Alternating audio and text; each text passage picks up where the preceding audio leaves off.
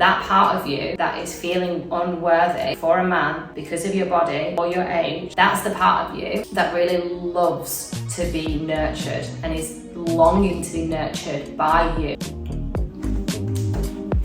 Hello my loves, I am back and I am going to speak into the biggest lie that I see so many women telling themselves, and maybe you are one of these women that are saying this, that you don't feel confident enough as a 40-something woman to go back out into the dating world because you're overweight and you need to get in better shape before you do that. If this is resonating with you, then carry on watching this video because I'm going to be giving you 3 steps to break free of that limitation.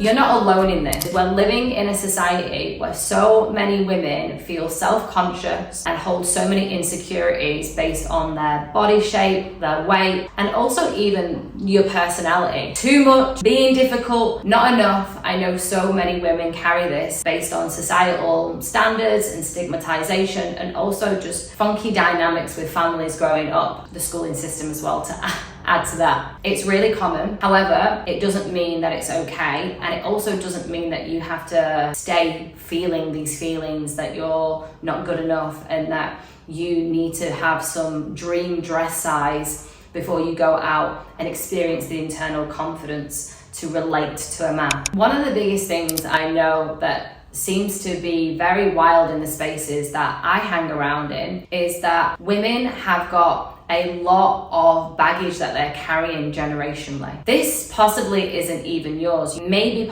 picked it up from your mother, or picked it up from someone at school, or you picked it up from a peer, or you've seen it in magazines. So just trust and know that this isn't technically you. It's more than likely a programming that you have experienced and you've downloaded, and now you're carrying it, you're kind of going through life trying to be all of these things that we've been told to be, because if we're pretty and if we're successful and if we are good girls, we're approved of. We're liked, we're accepted, we're desired by the masculine. So women really strive for perfectionism in every single way, shape or form, so that they're not rejected, they're not ostracized, so that they're part of the pack. And this comes down to like our animal ways of being, so it's really rooted in our survival. This is possibly why it can be feeling really strong for you that you have to have the perfect body, the perfect career, the perfect friendships, and of course the perfect marriage with perfect family and all of the perfect things. Really just grounded and noting that what you're carrying and this proving energy and the pushing energy and the pleasing energy isn't yours. It's something that you have acquired, and you get to choose if it's serving you. You get to choose if having this need to be perfect, striving for the perfect body is actually really effective for you. Does it make you feel good? What I am not saying is that having an unhealthy diet where you eat food that is not good for your body, is not good for your mind, and is detrimental to your lifespan, that I am a hell no to. What I'm talking about though is the added pressure that I see so many women experiencing and putting on themselves, forcing themselves to the gym all the time and forcing themselves to look a different way than what they actually should look like in order to be approved of by a man and feel confident to go out there and meet men.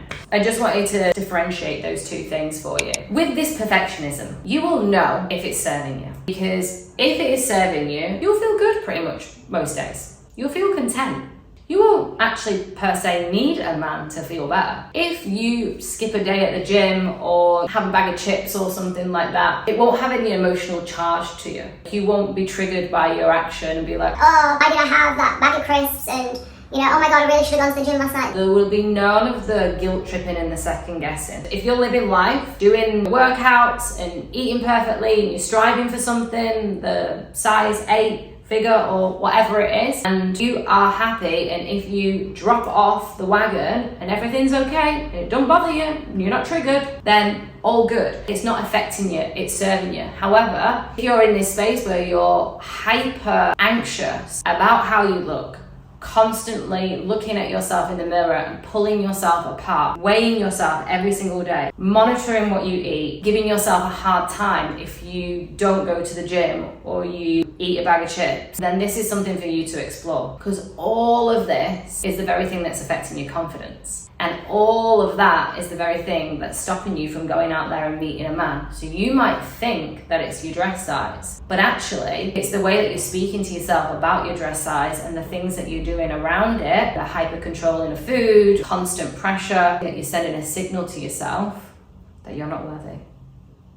So every single time you tell yourself to be different than other than you are, not worthy.